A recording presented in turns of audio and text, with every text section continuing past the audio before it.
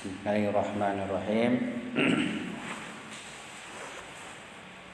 Jadi pada dasarnya Al-Quran dalam tinjauannya terhadap persoalan eksistensi Tuhan memandangnya sebagai suatu persoalan yang gamblang, suatu persoalan yang jelas, sehingga kita tidak banyak menemukan ayat-ayat suci Al-Quran mengisyaratkan tentang pembuktian dan pengafirmasian eksistensi Tuhan. Beberapa ayat yang sudah kita isyaratkan dalam hal ini seperti di dalam ayat 63 surah Al-Ankabut, Allah Subhanahu wa taala berfirman, A'udzubillahi minasyaitonirrajim, wala in sa'altahum man nazzala minas sama'i ma'an fa ahya bihil arda min ba'di mautiha la yaqulunallah. Dan apabila kamu bertanya pada mereka, dalam hal ini tentunya masyarakat Arab Hijaz ketika itu, man nazzalah, siapakah yang menurunkan minas sama'i ma'an, siapakah yang menurunkan air dari langit, fa'ahya bihil arda min ba'di mautiha, dan menghidupkan bumi dengan air sesudah kematiannya, la yaqulunallah, mereka niscaya menjawab Allah. Kita lihat di sini bahwasanya ayat ini menjelaskan tentang pengakuan masyarakat ketika itu tentang keberadaan hak Subhanahu wa taala sebagai pengatur alam. Kalau pengatur alam, niscaya dia pencipta alam. Karena kepengaturan itu percabangan daripada kepenciptaan. Bahkan kepengaturan itu percabangan dari kepemilikan. Pertama kepenciptaan, kalau ia mencipta maka ia memiliki, maka kedua kepemilikan, kalau ia memiliki ia mengaturnya, ya, maka yang ketiga adalah kepengaturan. Dan berbagai ayat serupa ayat ini, seperti juga di ayat 61 surah yang sama, yaitu Al-Ankabut, wala in sa'altahum man khalaqas samawati wal ard wa sakhkharas syamsa wal qamar la yaqulunallah. Dan apabila kamu bertanya pada mereka, siapakah yang menciptakan langit dan bumi serta menundukkan matahari dan bulan, niscaya mereka bertanya Allah. Malah di ayat ini pertama permasalahan pencipta langit dan bumi, kemudian kepengaturan alam, dalam hal ini adalah matahari serta bulan, yang mana masyarakat semua meyakini tentang kepenciptaan serta kepengaturan alam atau kosmos ini adalah Allah Subhanahu wa taala. Tentu selain ayat ini, beberapa ayat lainnya juga mempunyai nada yang sama, yang pada pertemuan sebelumnya itu sudah banyak kita isyaratkan. Nah, di sini ada beberapa poin bagaimana Al-Qur'an dan istidlal tentang mabda atau argumentasi tentang eksistensi Tuhan. Pertama, asli keberadaan eksistensi mabda atau Tuhan adalah badihi dan daruri. Jadi ini prinsip pertama, asli keberadaan eksistensi mabda atau Tuhan dalam tinjauan Al-Quran adalah badihi dan daruri, yaitu suatu persoalan yang jelas bagi manusia. Dua, dengan prinsip kebadihian ini, maka apakah meragukan keeksistensian mabda adalah perkara tidak punya makna, dan penetapan serta pengafirmasian terhadap wujud mabda adalah sama sekali tidak dibutuhkan. Ini suatu bentuk pertanyaan. Jadi kalau eksistensi Tuhan adalah badihi, yaitu jelas, apakah tidak butuh lagi manusia dalil di dalam membuktikannya? Atau kalau membuat dalil dan argumen, artinya itu tidak mempunyai makna.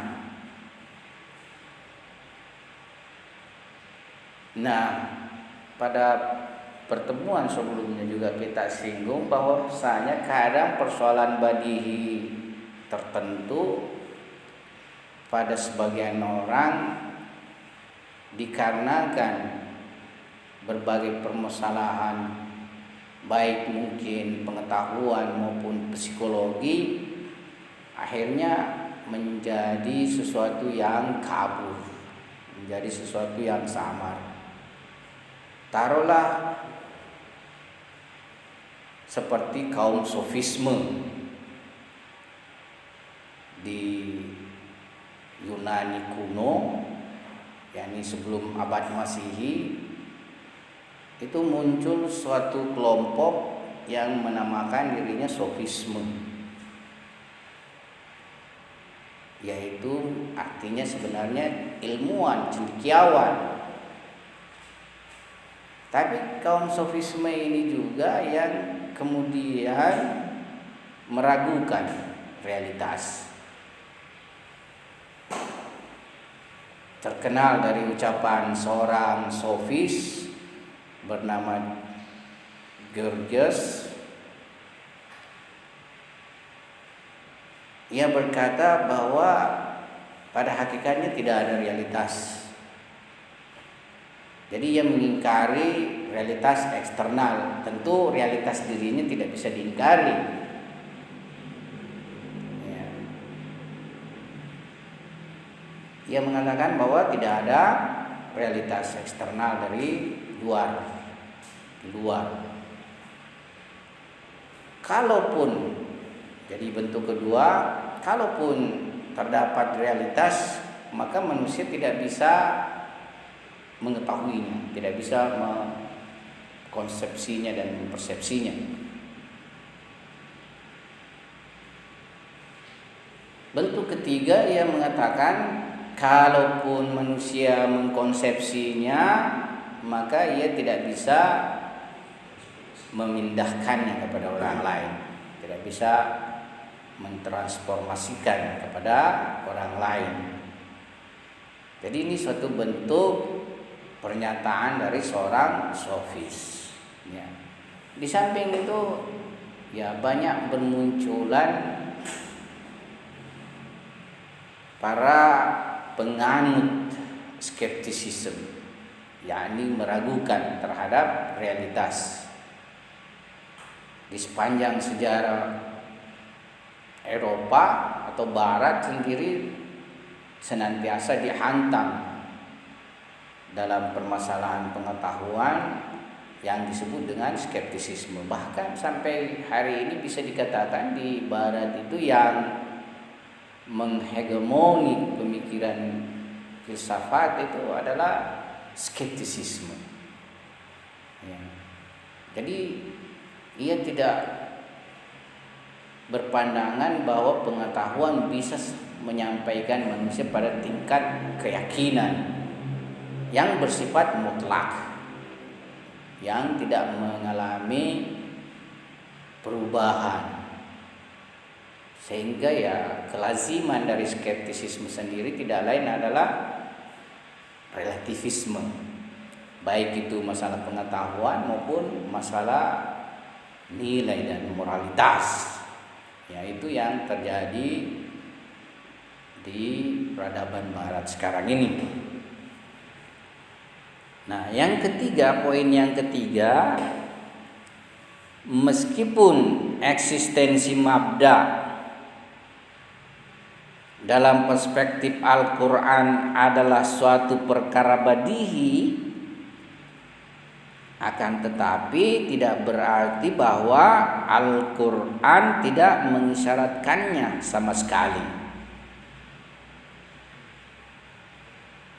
Jadi benar bahwasanya Al-Quran memandang permasalahan Tuhan, permasalahan eksistensi hak Subhanahu wa taala itu adalah persoalan yang badihi, tapi tidak berarti sama sekali meninggalkan isyarat terhadap permasalahan pembuktian terhadap eksistensi Tuhan. Dan saya punya perenungan, pada dasarnya bahasa Al-Quran itu meskipun tidak membahas masalah pengafirmasian mabda, tapi kandungannya ketika ia berbicara permasalahan tauhid itu sudah include sebenarnya di dalamnya, juga sekaligus menegaskan eksistensi Tuhan sekaligus ketauhidannya. Jadi saya punya suatu bentuk gambaran bahwasanya benar Al-Quran ayat-ayatnya tidak banyak membahas dan menyoal permasalahan pembuktian eksistensi Tuhan secara langsung, ya. Tetapi dengan ia mengisyaratkan berbagai permasalahan ketuhanan, terutama permasalahan penciptaan alam ini serta tauhid. Nah, di situ juga sebenarnya pertama dia meletakkan landasannya tentang permasalahan pembuktian eksistensi mabda. Karena ketika berbicara Al-Quran mengatakan siapakah yang menciptakan langit dan bumi, bukankah suatu bentuk pertanyaan ini bahwasanya harus dibuktikan ada yang menciptakannya, ya, seperti ayat tadi yang saya bacakan, wala in sa'altahum man khalaqas samawati wal ard, dan apabila engkau bertanya pada mereka siapakah menciptakan langit dan bumi, artinya di sini memberi penekanan bahwa kalau toh ada orang ragu tentang permasalahan Tuhan, ya, maka ketika kita bertanya tentangnya siapa yang menciptakan langit dan bumi, ia harus mencari tahu terhadap permasalahan sebab keberadaan langit dan bumi. Ya, ilahnya siapa? Sebabnya siapa? Siapa pelakunya?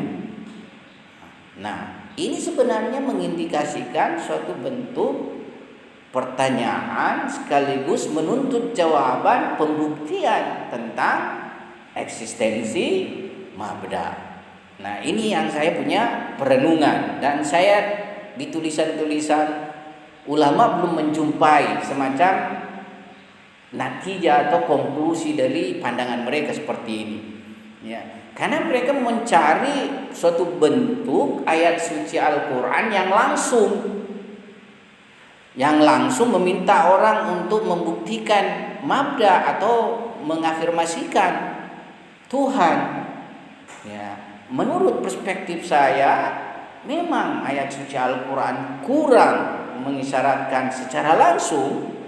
Tapi ketika dia membahas tentang penciptaan langit dan bumi atau permasalahan tauhid, maka pada ayat juga itu terdapat kandungan menegaskan tentang eksistensi mabda. Kan kita juga sudah tahu semua bahwasanya pembahasan tentang ketauhidan itu percabangan daripada keberadaan Tuhan. Jadi harus dulu ada keberadaan Tuhan, artinya pembuktian eksistensi Tuhan, baru kita membahas bahwa Tuhan itu tunggal, Tuhan itu esa, tidak mempunyai sekutu. Jadi dia adalah percabangan daripada wujud Tuhan. Nah, jadi meskipun tidak banyak disyaratkan secara langsung, tapi terdapat isyarat seperti yang kita sudah singgung. Ya, ini poin keempat, Al-Quran terhadap permasalahan mabda tetap punya perhatian, seperti ayat 35,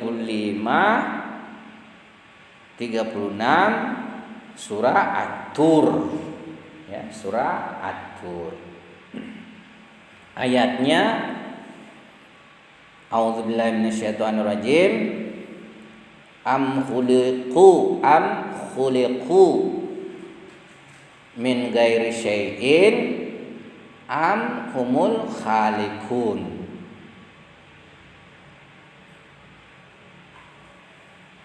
Apakah mereka itu dicipta tanpa sebab? Maksudnya apakah keberadaan mereka itu muncul tanpa sebab? Am khuliqu min ghairi syai', am humul khaliqun, ataukah mereka sendiri menciptakan dirinya? Jadi di sini sudah bertanya permasalahan pencipta manusia, mabda. Ya, am khuliqu min ghairi syai', apakah mereka itu dicipta dari bukan sesuatu, artinya tanpa sebab. Am humul khaliqun, atau mereka yang menciptakan, mereka yang mengadakan diri mereka sendiri.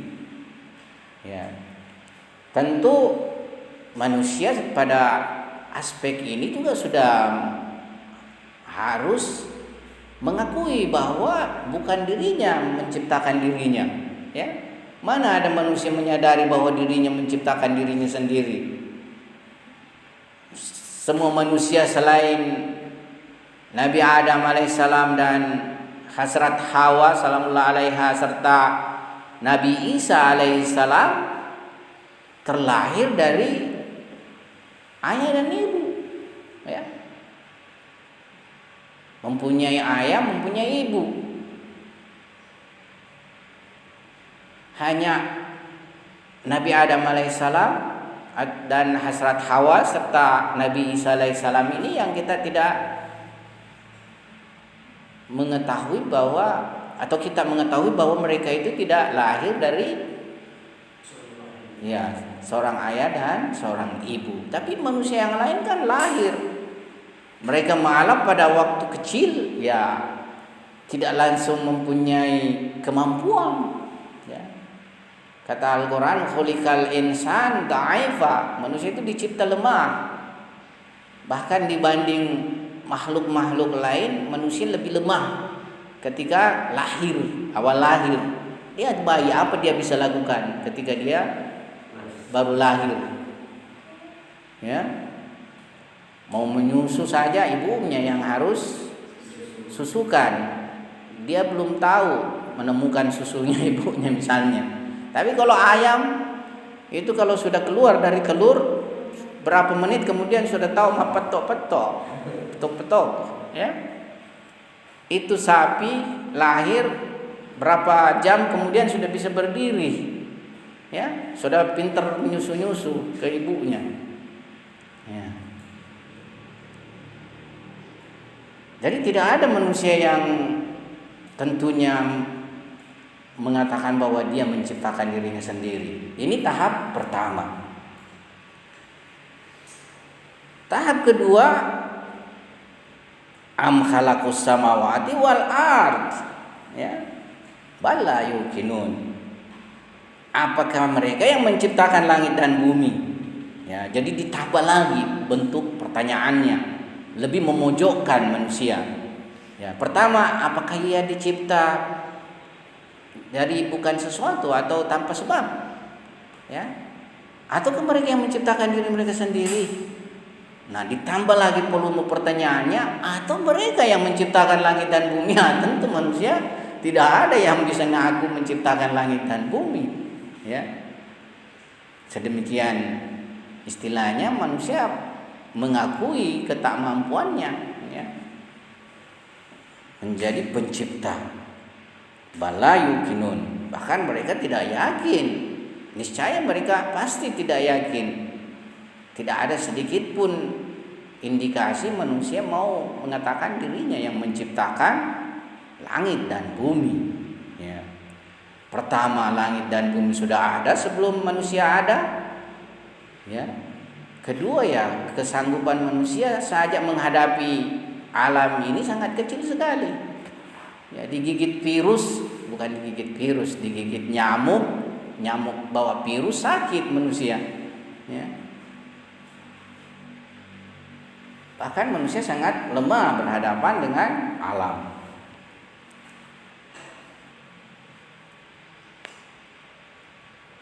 Poin yang kelima, ayat ini mengungkap suatu syubhah, satu bentuk syubhah, yakni keraguan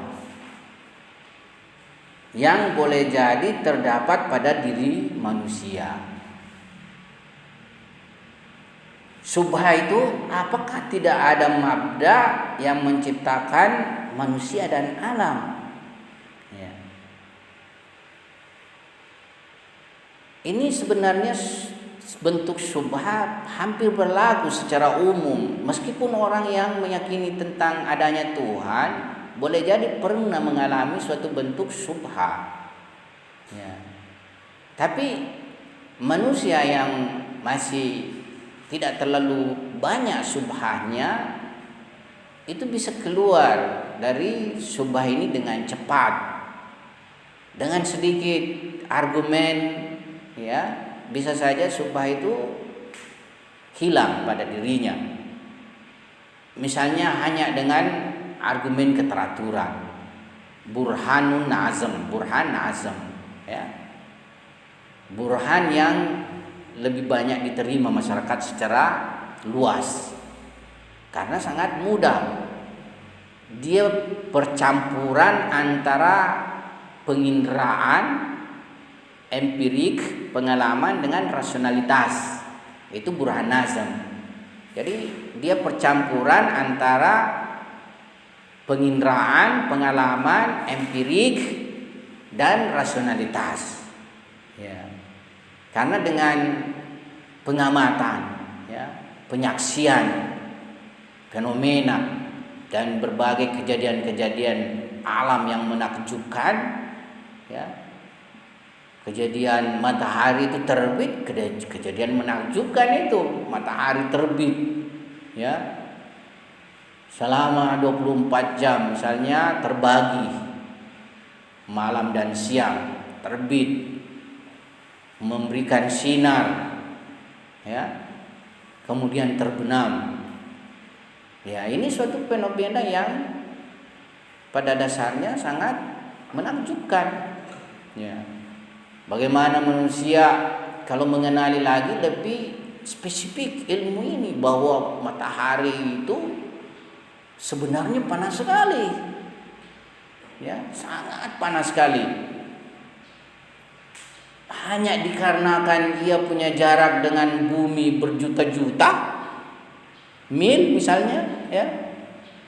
Sehingga panas yang sampai ke bumi itu seukuran yang bisa ditahan oleh maujud-maujud bumi. Ya. Kalau sedikit saja bergeser matahari, ya bisa habis, hangus. Ya. Jadi belum pada aspek yang sangat detail ini. Ya. Jadi hanya dengan argumen yang sangat tidak terlalu pelik, orang yang subhannya sedikit itu bisa keluar meyakini, wah, masa dengan keajaiban seperti ini, kebesaran seperti ini, tidak ada yang mengatur. Pasti pengaturnya itu Maha Kuasa, Maha Hakim, Maha Ilmu, Maha Berkehendak dan lain sebagainya. Ya, subhat itu bentuk keraguan. Jadi semacam suatu istilahnya, kondisi dihadapi seseorang membuat dia ragu karena ada pandangan. Taruhlah misalnya para saintifik mengatakan ilmu fisika tidak bisa membuktikan keberadaan Tuhan. Ya, fisika memang bukan tempatnya membuktikan Tuhan. Tapi bagi sebagian orang karena dia sangat percaya tentang ilmu fisika, ilmu saintifik misalnya, dengan adanya subhah begini itu menjadi dia ragu juga. Kalau ilmu fisika misalnya mengatakan tidak bisa membuktikan Tuhan, bagaimana kita bisa meyakini Tuhan? Kan seperti itu. Padahal pada dasarnya epistemologi empirik itu tidak memang bisa membuktikan permasalahan metafisika. Karena Tuhan itu bukan pengalaman, bukan penelitian, penginderaan. Tidak bisa dibawa ke laboratorium untuk diteliti, ya. Tuhan itu masalah metafisika. Makanya Al-Quran mengatakan juga, Zalikal kitabu la raiba fihi hudal lil muttaqin alladzina yu'minuna bil ghaib. Jadi perkara gaib dia, perkara metafisika, bukan perkara syahada, perkara lahir yang bisa disaksikan. Ya.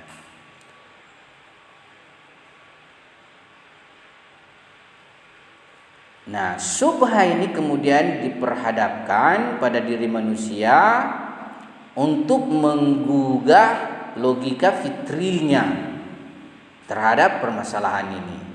Jadi bahasa ayat suci Al-Quran ini, am khuliqu min ghairi syai'in am humul khaliqun am khalaqus samawati wal ard bal la yuqinun, itu suatu bentuk logika Quran untuk menggugah fitrahnya, ya.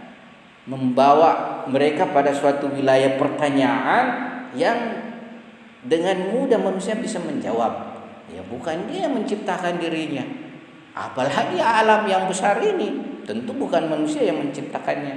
Ya. Jadi apakah manusia dapat mewujud? Pertama, apakah manusia dapat mewujud tanpa pencipta yang mewujudkannya? Artinya tidak ada sebab pelaku yang menciptakannya. Dua, jika ada pencipta atau sebab pelaku, apakah pencipta itu dirinya sendiri atau yang lain? Ya. Yang ketiga, apabila manusia pencipta dirinya, taruhlah seperti itu, apakah ia juga pencipta alam? Ya. Tentu yang pertama saja manusia sudah mengaku bukan ia menciptakan dirinya, apalagi ia yang mencipta alam. Pastilah bukan manusia yang mencipta alam. Nah, ini salah satu ayat yang jadi rujukan. Di dalam Al-Quran juga terdapat ayat-ayat lain yang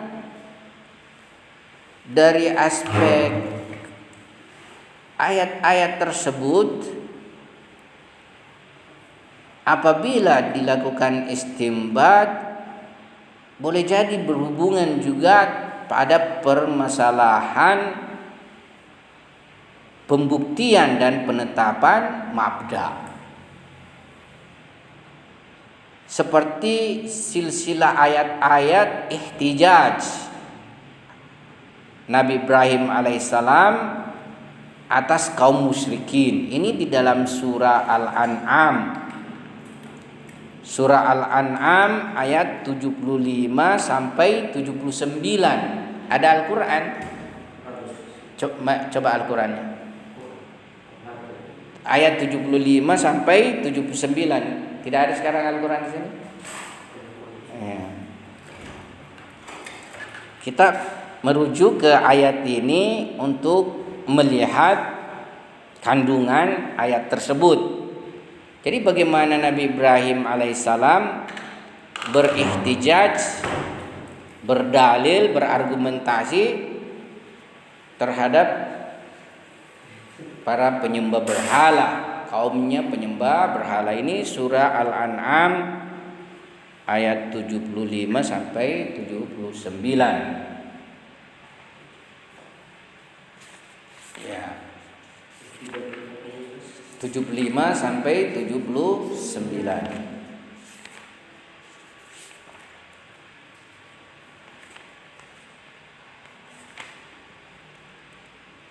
Ya. Pertama, ayat ini berbicara tentang hak Subhanahu wa taala. Wa kadzalika nuri Ibrahim malakutas samawati wal ard waliyakuna minal muqinin. Dan demikianlah kami memperlihatkan kepada Ibrahim kekuasaan kami yang terdapat di langit dan di bumi, dan agar dia termasuk orang-orang yang yakin.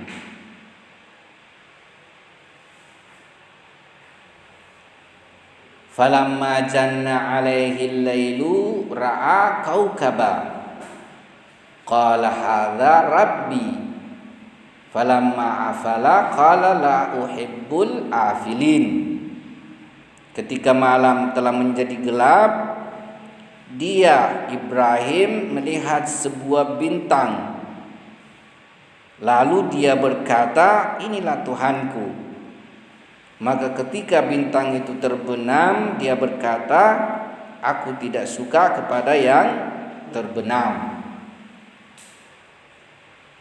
Falamma ra'al qamara bazigan qala hadza rabbi falamma afala qala la illam yahdini rabbi la akunanna minal qaumidh dhallin. Lalu ketika dia melihat bulan terbit, dia berkata, inilah Tuhanku.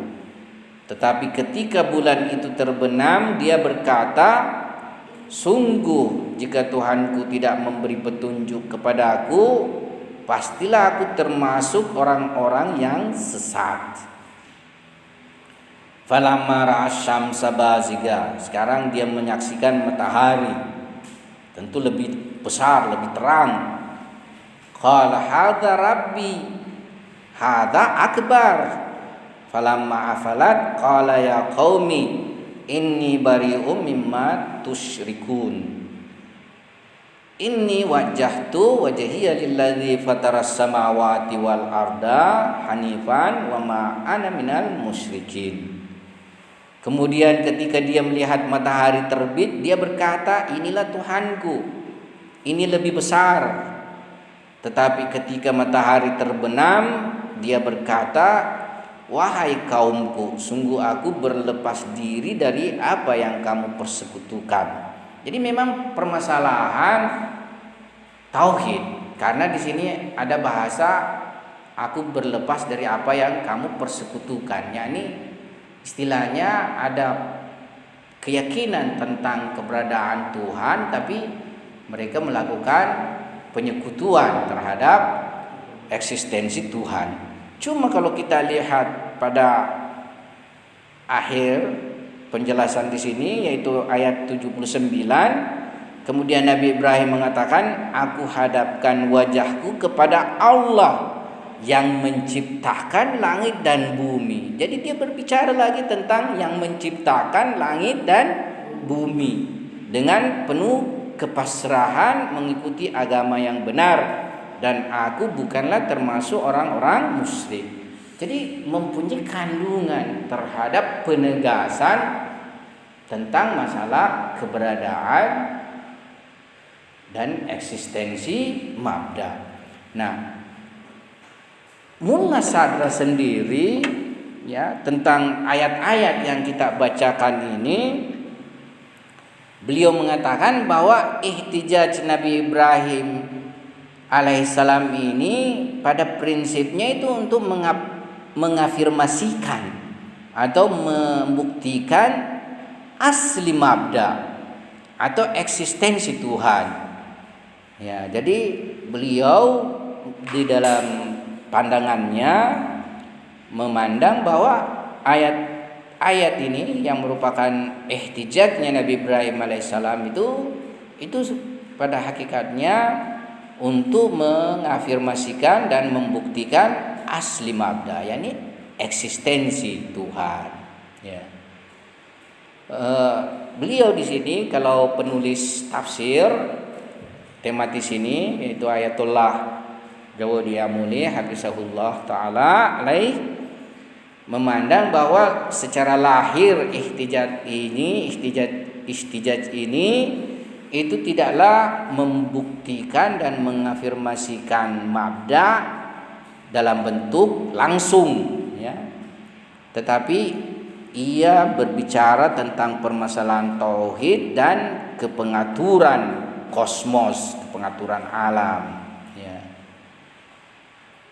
Tapi kalau kita melihat bahwasanya bagaimana Nabi Ibrahim melakukan suatu ihtijaj, mulai bintang, kemudian bulan, lantas pada matahari, ya, ini juga mengindikasikan istilahnya kandungan menegaskan bahwa pencipta itu tidak mempunyai sifat-sifat kekurangan demikian.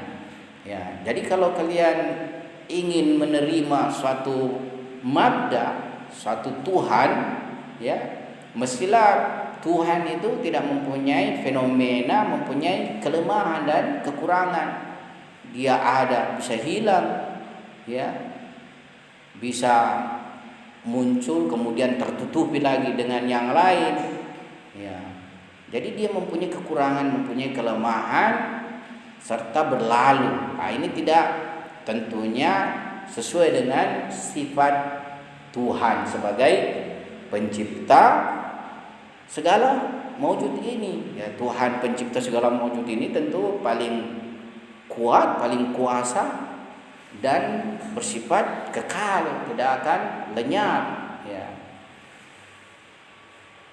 Nah, ini diantara ayat-ayat menjelaskan permasalahan pengafirmasian dan pembuktian eksistensi Tuhan. Nah, pada dasarnya menurut Al-Quran bahwasanya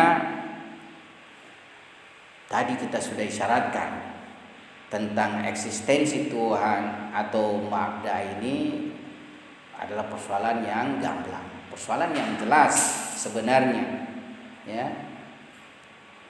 Jadi apakah sesuatu itu bisa mewujud tanpa pengada, tanpa pencipta?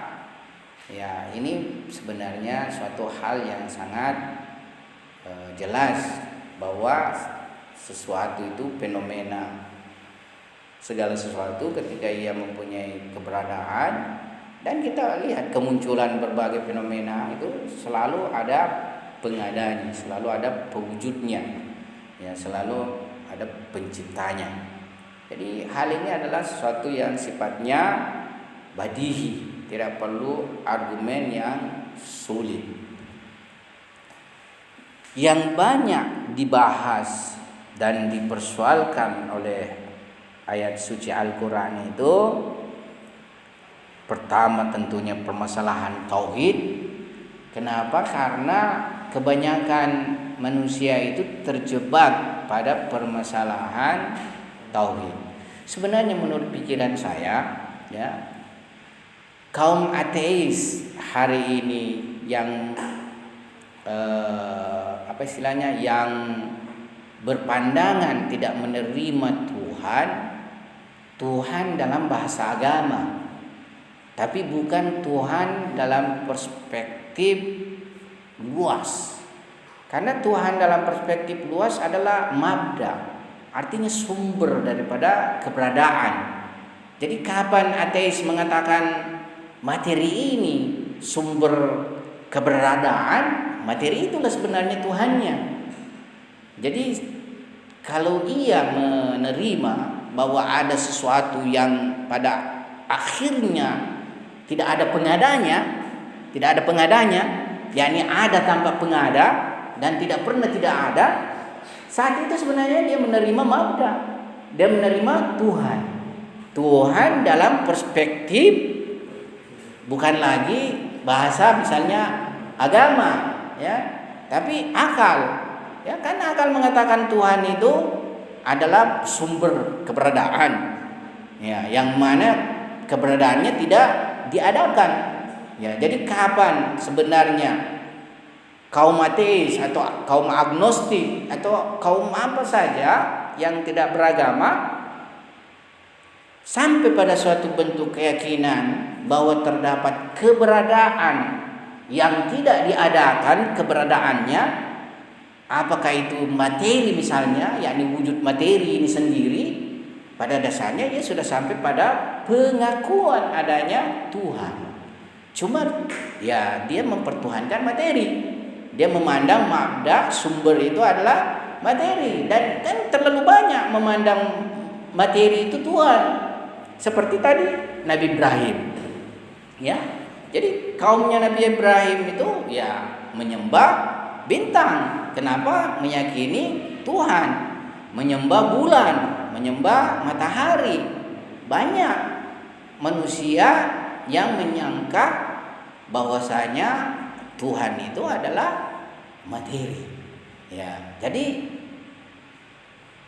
bedanya hanya pada dimensi yang kaum ini melakukan kesyirikan. Kenapa? Karena dia meyakini ada dua bentuk Tuhan. Ada Tuhan bukan materi, ada Tuhan materi, kan? Ya. Tapi kalau kaum ateis yang menolak masalah metafisika, yang tidak menerima adanya wujud bukan materi, nah Tuhannya hanya terbatas pada materi saja. Ya, jadi kalau materi ini adalah sumber keberadaan dan ia yang bersifat kekal selamanya ada, tidak dicipta, ya sebenarnya disitulah pandangan bahwa mabda itu adalah materi. Filosof sendiri sebenarnya ada yang berkeyakinan alam materi ini itu bukan pernah tidak ada, selalu ada, ya, selalu ada. Tapi di samping itu dia meyakini bahwa tetap ada wujud non materi, karena wujud materi ini keberadaannya bagaimanapun secara tingkatan urutan keberadaan, secara silsilah keberadaannya nanti setelah wujud non materi. Jadi Al-Quran pada dasarnya lebih fokus membahas tentang permasalahan tauhid, karena manusia kebanyakan memandang keberadaan Tuhan itu dalam bentuk yang tidak tauhid. Artinya dia tidak berkeyakinan secara tauhid yang asli lah, ya. Kendati pun misalnya mengakui konsepsinya adalah tauhid, tapi bukan konsep tauhid yang asli. Oleh sebab itu Al-Quran lebih banyak membahas masalah tauhid dan sifat-sifat Tuhan. Ya. Jadi ketika misalnya suatu wujud mempunyai kesempurnaan tidak terbatas, semuanya sifat-sifatnya itu dalam bentuk tidak terbatas, ya tidak ada wujud selain dia yang bisa mendampinginya sebagai Tuhan. Jadi sebenarnya itu pembahasan tentang sifat-sifat Tuhan tidak terbatas itu juga sudah akan membawa orang pada tauhid, ya. Misalnya kalau kita meyakini ilmu Tuhan tidak terbatas. Ketika ilmu Tuhan tidak terbatas, ada enggak sekarang wujud di sisi Tuhan itu mempunyai ilmu yang kemudian ilmunya itu bisa menandingi ilmu Tuhan? Tidak mungkin. Karena yang namanya tidak terbatas itu tidak membuat ruang lagi yang lain mengisinya. Tidak ada kekosongan. Tidak terbatas itu artinya dia memenuhi seluruh realitas. Kalau dia sudah penuhi, berarti tidak ada kosong. Kalau tidak ada kosong, tidak ada tempat bagi yang lain untuk di situ mengambil posisi, ya. Ini semua kemestian dari sifat-sifat Tuhan juga pada akhirnya mengantar kepada tauhid, ya. Kendati pun dari sejak awal terhadap permasalahan eksistensi wajibul wujud, tauhid wajibul wujud itu sudah jelas. Kalau wujudnya wajib dan tidak terbatas, ya tidak ada lagi wujud wajib selainnya. Karena tidak menyisakan lagi ruang bagi wujud lain untuk menjadi wujud wajib, ya. Karena sudah tidak terbatas kan, ya. Namanya tidak terbatas, ya ini penuh, semuanya dia penuhi. Tidak bisa lagi dikonsepsi ada kekosongan, ya. Nah, bahkan kalau kita tinjau ayat suci Al-Quran terhadap permasalahan ketuhanan, selain Tuhan yang tunggal itu, seluruh yang lainnya dalam berhadapan dengannya hanyalah merupakan tanda-tandanya, hanya merupakan ayat-ayatnya. Jadi tidak bisa diperhadapkan matahari, bulan, bintang dengan Tuhan, ya. Semuanya ini hanya ayat-ayat Tuhan, hanya tanda-tanda Tuhan. Ya, tanda-tanda hanya sebatas keluasan dirinya untuk menunjukkan yang ditandai, ya. Misalnya Anda dari jauh lihat asap. Kalau asap kecil, berarti kita juga berpikir ya di sana apinya kecil, ya. Jadi seluas tanda itu dia menunjukkan yang ditandai, atau kalau bahasa mantiknya itu ada tanda, ada penanda, ada petanda, ya. Jadi bumi, langit, atau bintang-bintang, bulan, matahari, ya sebesar kapasitasnya itu memberikan tanda bagi hak Subhanahu wa Ta'ala. Bahkan semua alam ini sendiri, ya, kalaupun misalnya semua alam ini itu adalah keseluruhan tanda Tuhan, tapi apakah mencakupi semua hakikat Tuhan?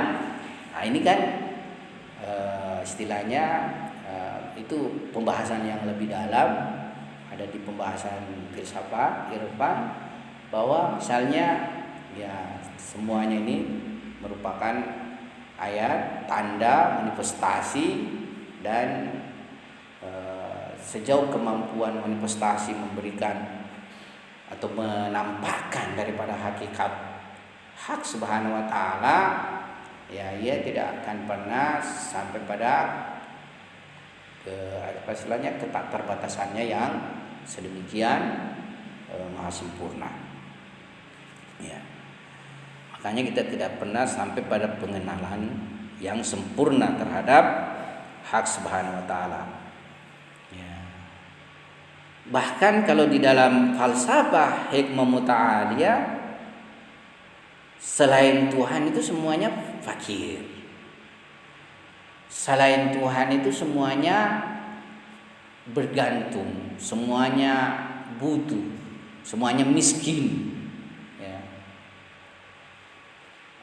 Menariknya itu ayat suci Al-Quran, ya, bahasanya ya ayyuhan nas antumul fuqara ilallah wallahu wal ganiyul hamid. Wahai manusia, kalian itu fukara. Fukara itu jamak fakir kan? Fakir kan kita tahu. Fakir tidak mempunyai sesuatu, tidak mempunyai kepemilikan. Ya. Jadi fakir, bergantung, butuh ilallah, kepada Allah. Nah, di sini bahkan kalau secara bahasa itu hasr. Ya. Jumlah hasr di sini. Wallahu huwal ganiyul hamid. Dan Allah dia, ya, hanyalah. Biasanya harus diberikan kata hanyalah, karena wallahul ganiyul hamid bisa saja kan begitu. Wallahu ganiyul hamid, dan Allah maha kaya, maha terpuji. Tapi di sini wallahu huwa, datang lagi damirnya. Itu hasr, memberikan hasr.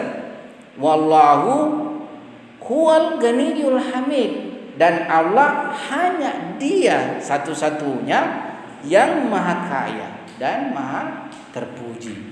Ya, kalau misalnya Tuhan maha kaya, dan dalam perspektif kaya di sini sebagai sifat sempurna tak terbatas, berarti yang lain miskin semua. Kan begitu. Masa kalau kaya tidak terbatas, ada ruang kosong, kemudian ada lagi yang kaya lain? Tidak ada. Yang lain miskin. Apa yang terdapat pada lain dari Tuhan kayanya. Kayanya Tuhan itu yang menitis kepadanya. Makanya tidak ada kepemilikan hakiki, ya, selain hak subhanahu wa ta'ala. Semuanya dalam bentuk, ya, istilahnya Tuhan pemilik satu-satunya. Nah, menariknya sambungan ayat ini, iyasya yudhibukum, jika Tuhan itu menghendaki, yudhibukum, zahaba, memergikanmu, yakni menghilangkanmu. Kalau Tuhan itu mau, dia menghilangkanmu, dia melenyapkanmu. Ya. Wa ya'ti bi khalqin jadid, dan mendatangkan ciptaan yang baru. Jadi ibarat seperti ini sebenarnya menurut pikiran saya. Ilustrasinya, Tuhan dengan alam ini, kita dengan konsep-konsep yang kita buat di benak. Jadi kita sekarang menghadirkan pohon, rumah, mobil-mobil berseleweran, ya, itu ciptaan. Jadi kita mencipta. Tapi kalau kita mau lenyapkan, ya kita lenyapkan. Nah, pergi itu pohon, pergi itu rumah, pergi itu kendaraan, baru kita lagi datangkan yang baru. Nah, ada lagi orang baru, ya, rumah baru, ya. Ya, jadi pada dasarnya semuanya itu bergantung pada kita punya nafs. Sejauh kita perhatikan, sejauh itu dia tetap mempunyai keberadaan di dalam mental kita. Nah, tentang masalah alam ini kan Tuhan juga mengatakan kullu yaum huwa fi sya'an. Ya, jadi Tuhan itu setiap saat sibuk. Ya, maksudnya sibuk itu senantiasa perhatian terhadap ciptaannya. Beda misalnya pandangan deisme, ada namanya deisme. Jadi Tuhan mencipta, setelah itu Tuhan duduk tenang-tenang menyaksikan ciptaannya, tidak lagi punya peran campur tangan terhadap kepengaturan ciptaan tersebut. Duduk saja lihat. Jadi seperti misalnya seorang pembuat jam, ya, jam dibuat, ya, dihidupkan mesinnya, nah berjalanlah itu jam. Ya, jadi ada punya pandangan seperti itu. Alam itu dibuat Tuhan seperti ibarat pembuat jam membuat jam. Setelah dibuat, ya Tuhan kasih saja start, berjalanlah mekanisme alam. Kemudian Tuhan nonton saja, minum kopi misalnya. Ya. Tapi pandangan Qur'ani tentang Tuhan yang mempergilirkan malam dan siang, kan begitu? Tuhan yang membawa angin, yang kemudian dengan angin itu terjadilah pernikahan terhadap tumbuh-tumbuhan, kan? Ya. Jadi lewat angin itu tumbuh-tumbuhan bisa saling menikah, dan menghasilkan buah, ya. Nah, Tuhanlah yang menurunkan hujan dari langit. Tuhan yang menerbitkan matahari, Tuhan yang menenggelamkan matahari. Jadi Tuhan. Kullu yaum huwa fi sya'an, bahasa Al-Qur'an. Jadi Tuhan senantiasa di dalam kepengaturan alam. Ya. Jadi bukan berlepas dari kepengaturan. Ya, wa ma dzalika 'alallahi bi aziz. Ya. Ini sebuah pembahasan. Nah, sebagai kelanjutan pembahasan kita ini adalah kefitrian pandangan terhadap Tuhan. Ya, jadi pembahasan selanjutnya masalah kefitrian terhadap